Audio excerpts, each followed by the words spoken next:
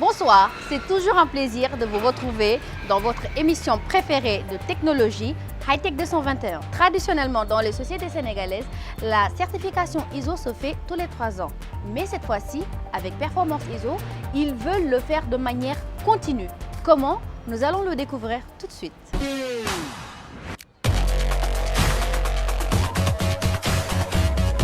C'est un logiciel. Donc, comme son nom l'indique, Perform ISO, Perform comme performance, et ISO, c'est l'instance internationale chargée d'octroyer les normes. En réalité, on est parti sur la base selon laquelle la qualité coûte cher, c'est un fait, et que des fois, pour avoir certaines normes, ça nécessite des moyens que beaucoup d'entreprises n'ont pas. Et pourtant, ils peuvent bel et bien marcher selon les règles de ISO, qui est l'instance internationale. Donc, on s'est dit qu'on va essayer de mettre en place un logiciel qui permettra à ces entreprises qui n'ont pas les moyens d'avoir ces normes ISO, s'assurer qu'ils sont en train de dérouler leurs activités selon les normes de ISO. Le logiciel, il est disponible. Je pense qu'un logiciel doit être disponible parce que s'il ne l'est pas, les gens ne pourront pas avoir accès à cela. Autre chose, c'est qu'il y a une certaine ergonomie entre le logiciel et l'utilisateur. C'est-à-dire que quand vous entrez dans nos interfaces, vous êtes à l'aise. Il y a des guides. Et l'autre chose, c'est surtout la fiabilité. Parce que parfois, vous pouvez trouver des logiciels qui ne sont pas du tout fiables et qui peuvent compromettre même l'avenir de votre entreprise. Mais avec Perform ISO, on tient à la fiabilité. Le fait simplement de pouvoir dépenser beaucoup d'argent alors qu'on a la possibilité d'économiser ça, c'est bien. Je m'explique. C'est-à-dire que quand vous voulez déplacer des experts, c'est beaucoup d'argent. L'entreprise pourra, avec Perform ISO, s'assurer, même s'il n'a pas les moyens, qu'il est en train de vraiment suivre les normes qui ont été établies par ISO. Et donc, il est au même niveau que l'entreprise qui a été certifiée ISO. Donc ça, c'est un. Deuxièmement, le Perform ISO peut aider les entreprises dans le seul fait que aujourd'hui, nous avons, en fait, le monde évolue dans l'éthique, c'est-à-dire qu'on évite trop les contacts, on peut juste gagner du temps tout en essayant d'accroître notre performance. Donc avec le logiciel, c'est beaucoup plus rapide, c'est beaucoup plus vif que le contact et tout ce qui se passe derrière. Donc c'est des choses, peut-être les qualiticiens sauront ce que je dis, un audit, ça se fait d'une manière vraiment très difficile et il y a beaucoup de choses qui sont derrière. Également, il y a ce temps, le facteur temps qui joue. Avec le logiciel, il y a cette synchronisation de toutes les activités et une fois établi, ça pourra les aider de vraiment sortir la tête de l'eau. Je voulais profiter de cette occasion pour lancer un appel à tous ces investisseurs qui voudraient vraiment nous aider parce que nous sommes actuellement en phase de lancement et qu'il reste la deuxième phase, celle de la concrétisation. Donc il faudrait que les investisseurs, les ingénieurs, les développeurs puissent venir nous donner leurs mains pour qu'on puisse véritablement sortir ce bijou et partager ça avec le Sénégal, l'Afrique et le monde. La jeunesse sénégalaise est en marche pour relever le défi de la digitalisation ici au Sénégal. J'en veux pour preuve ce que je vais vous présenter aujourd'hui, ce qui s'appelle Senrep. Qu'est-ce que Senrep? Senrep est une application et en même temps une plateforme qui du reste est disponible sur Play Store qui regroupe tous les services, que ce soit mécanicien, menuisier, service de coiffure, etc. Et pour le coup, ça a été créé par un jeune de 17 ans, sénégalais, bien sûr.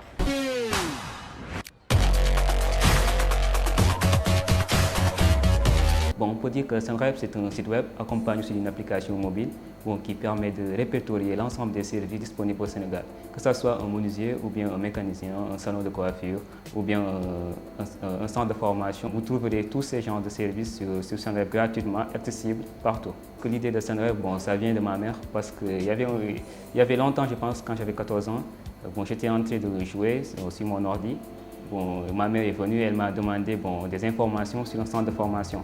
Je me suis dit, ok, pas grave, il y a Google. Je suis allé sur Google, j'ai tapé le nom et j'ai pas obtenu de résultat. Je me suis dit, hop, et pourquoi pas créer un site web qui va répertorier l'ensemble de ces services. Comme ça, si ma mère avait besoin de ces services-là, je vais trouver ça facilement et gratuitement aussi, accessible partout. Pour accéder à Senrep, c'est facile, soit vous téléchargez l'application mobile Senrep gratuitement sur le Play Store, ou bien vous vous rendez sur le site web www.senrep.com. avec votre navigateur préféré. C'est totalement gratuit, bon, ça sera toujours gratuit.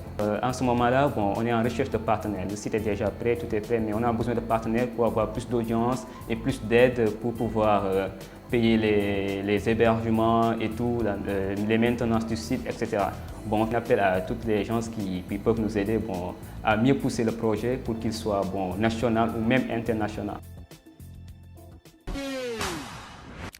Il a été très demandé et alors nous vous le repassons juste pour votre plaisir. C'est quoi? C'est le reportage TechZoom du WhatsApp Web.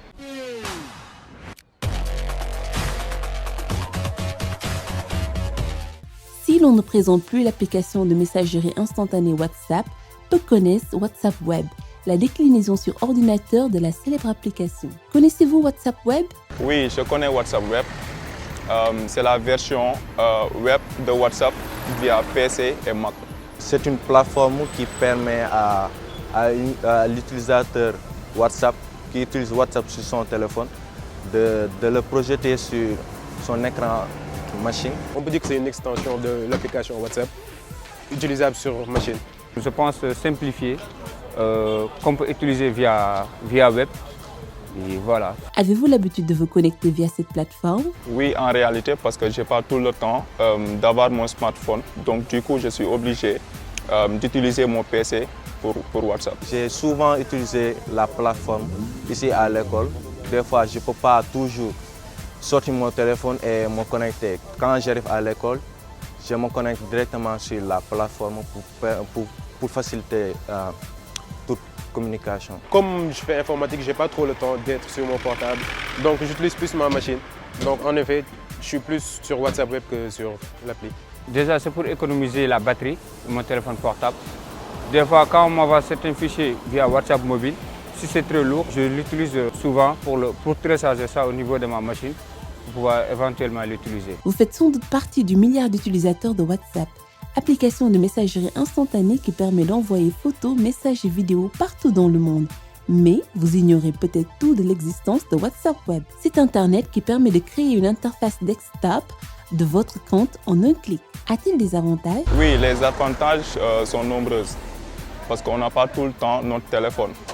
Parfois, on est obligé de se connecter sur WhatsApp avec notre PC parce qu'il y a des circonstances où on est obligé de l'utiliser.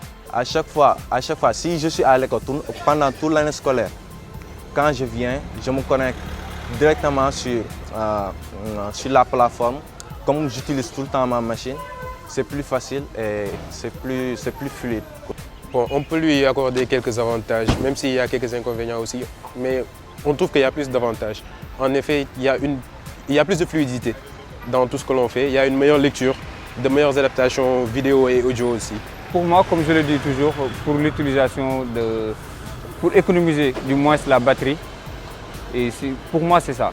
L'autre avantage, c'est l'interface qui est très utile pour moi. Et je pense que c'est l'interface qui fait la différence pour moi. C'est ce qui fait que j'utilise WhatsApp Web. Pensez-vous que c'est une plateforme bien sécurisée? Je ne pense pas. Parce qu'on ne voit pas de système vraiment sécurisé en ce moment. Vu que des fois on voit des attaques sur WhatsApp, sur Facebook.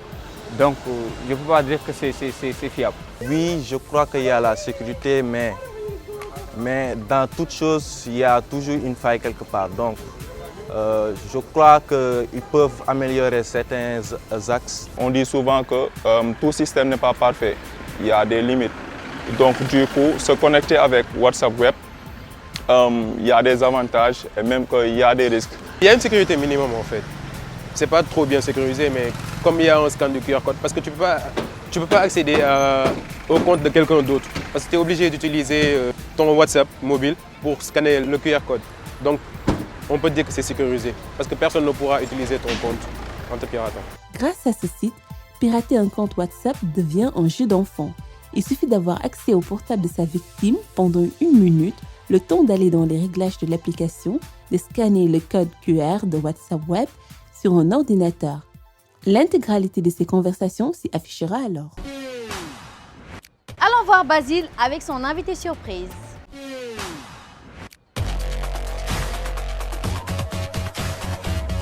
Serigne Abdoul Aziz Seck, bonjour.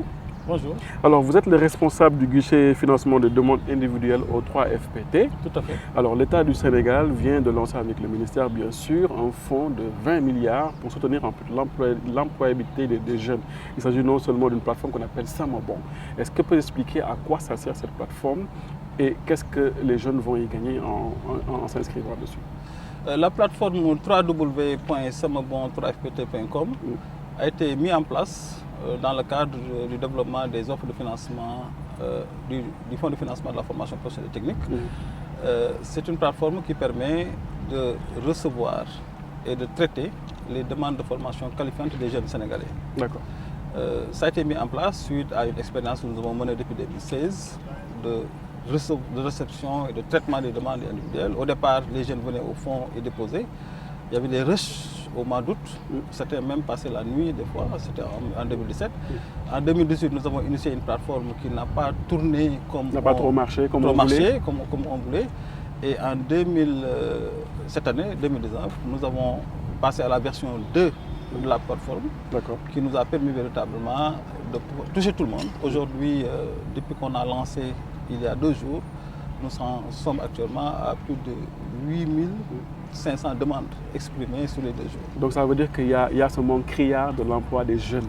Est-ce que ce projet vient en fait changer un peu la donne qui existe au niveau du Sénégal? Absolument, parce que l'emploi des jeunes est intimement lié à la qualification des jeunes. Aujourd'hui, on ne peut pas évoquer la question de l'emploi sans pour autant, au préalable, évoquer la question de l'employabilité des jeunes. La capacité, ou en tout cas la possibilité aux jeunes d'acquérir des compétences susceptibles de leur permettre d'exercer des métiers et d'avoir une insertion réussie. Et donc nous, c'est en amont que nous intervenons, apporter le financement qui permet aux jeunes de pouvoir s'inscrire dans des établissements de formation professionnelle, acquérir des compétences, parce qu'aujourd'hui les programmes de formation professionnelle sont élaborés sur la base d'une approche par les compétences, donc orientée métier. Et donc notre objectif, c'est permettre à tous les jeunes Sénégalais, dans la limite des ressources que nous disposons bien entendu, avec le concours de nos partenaires, qui est aujourd'hui la Banque mondiale, l'AFD, l'Uxidev qui vient d'arriver, et nous, à l'occasion, appelons aussi aux autres partenaires qui peuvent venir. Parce que la question de l'emploi des jeunes, d'où l'emploi des jeunes, c'est une question cruciale qui interpelle tout le monde, toutes les parties prenantes autour de la question. L'État et différents partenaires, même les ménages, la société civile, tout le monde. Je crois que donc, nous appelons en tout cas tout le monde de se joindre à côté de l'État qui a déjà fait l'essentiel, parce qu'il a mobilisé un budget énorme.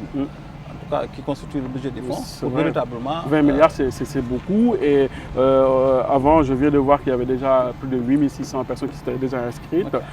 La question, c'est comment ça va se passer pour faire le tri, pour accompagner les jeunes? Est-ce qu'après la formation, ils pourront trouver du travail? Comment ça va se passer avec la plateforme? C'est une inscription juste ou...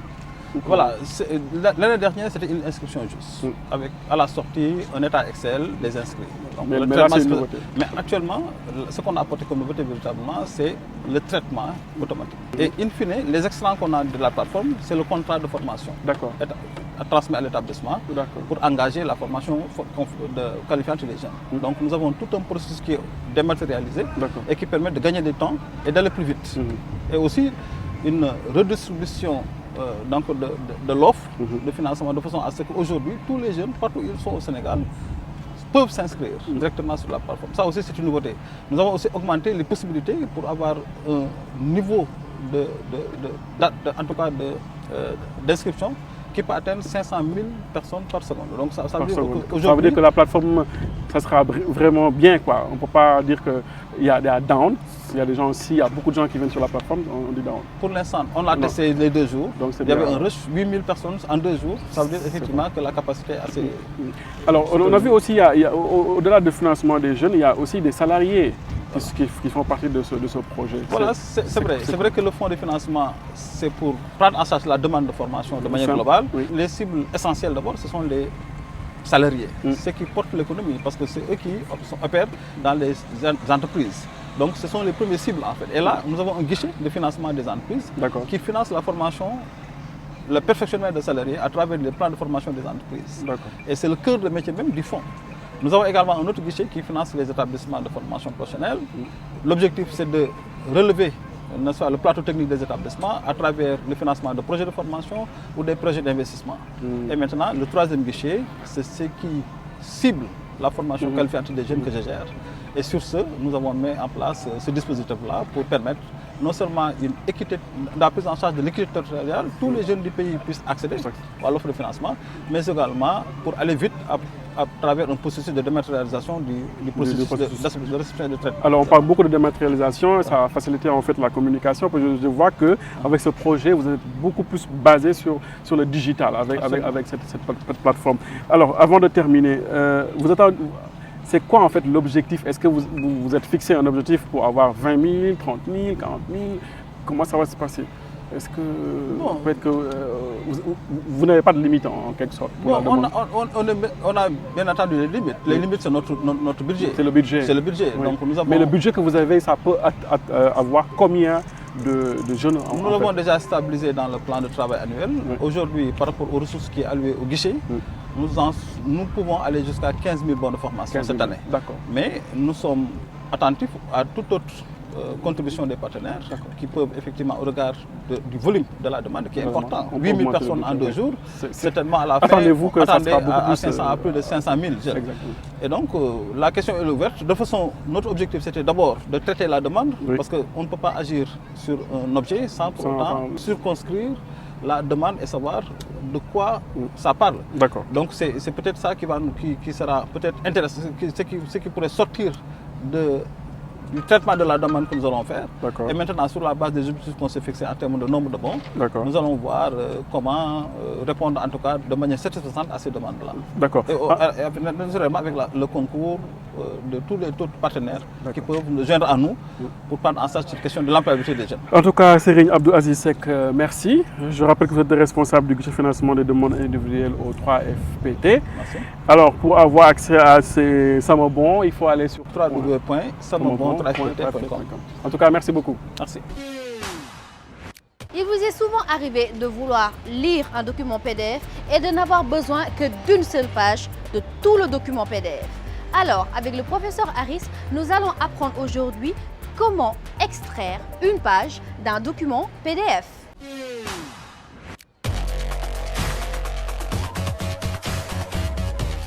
Pour le tips de ce numéro, nous allons vous démontrer comment extraire d'une page d'un document PDF. Récupérez facilement une ou plusieurs pages d'un document au format PDF en le découpant sans avoir à installer de logiciel tiers. Découper un fichier PDF pour en extraire une ou plusieurs pages ne requiert pas nécessairement que vous installez de logiciel dédié. Cette opération peut être réalisée facilement sans doute par un logiciel que vous avez déjà sur votre ordinateur. Pour cela, lancez votre navigateur web Google Chrome ou Firefox et ouvrez votre fichier PDF en faisant glisser, déposer le document dans la fenêtre du navigateur. Pour extraire une page de votre document, nous allons détourner la fonction d'impression virtuelle qui permet en principe d'enregistrer des pages web au format PDF. Votre fichier PDF ouvert dans le navigateur, choisissez d'en lancer l'impression en utilisant le raccourci clavier CTRL-P ou en passant par le menu Fichier imprimé. Sur Google Chrome, dans la boîte de dialogue qui s'affiche dans Destination, sélectionnez Enregistrer au format PDF. Déroulez les options du menu Page et sélectionnez Personnaliser. Indiquez ensuite les numéros des pages à extraire en les séparant par des virgules ou des groupes de pages en indiquant le numéro de la première et de la dernière page de la page séparées par un tiret. Validez en cliquant sur Enregistrer et choisissez votre répertoire de sauvegarde. Sur Firefox, modifiez l'imprimante par défaut en déroulant le menu Nom et en choisissant l'option Microsoft Print to PDF. Dans Zone d'impression, sélectionnez Page et indiquez la plage de pages à conserver. Cliquez ensuite sur OK, donnez un nom à votre fichier, choisissez un répertoire de sauvegarde et cliquez sur Enregistrer. Aucune modification n'a été réalisée sur le document PDF original. Google Chrome et Firefox ont généré automatiquement un nouveau fichier PDF comportant les pages sélectionnées. C'était tout pour le tips de ce numéro. On se donne rendez-vous prochainement pour de nouveaux tips. Merci. Nous allons vous présenter la Kickscooter T60. La Kickscooter T60 fait appel à l'intelligence artificielle et cela vous permet de manière autonome de piloter avant, arrière, aller vers les pilotes, etc. Les possibilités sont énormes.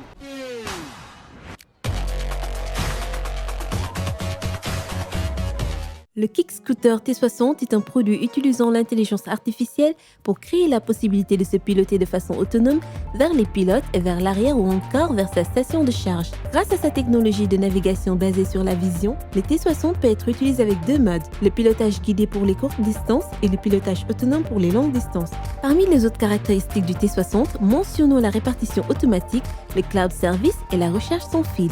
Les opérateurs peuvent contrôler à distance le mouvement automatisé des kick scooters à travers le cloud afin d'obtenir une répartition manuelle à distance de un ou plusieurs appareils.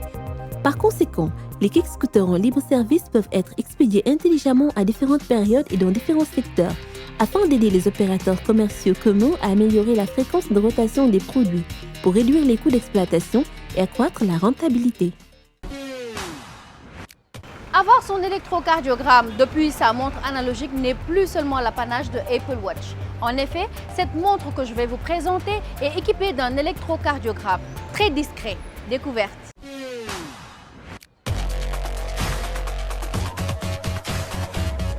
Jusqu'à présent réservé aux très performantes Apple Watch, il est désormais possible d'enregistrer un électrocardiogramme directement depuis sa montre analogique, avec la Wheezing Move ECG. En plus d'être relativement discret, l'appareil peut en effet enregistrer précisément les fibrillations cardiaques de son utilisateur grâce au cadran métallique présent sur le pourtour de la montre équipé de 3 électrodes indépendantes.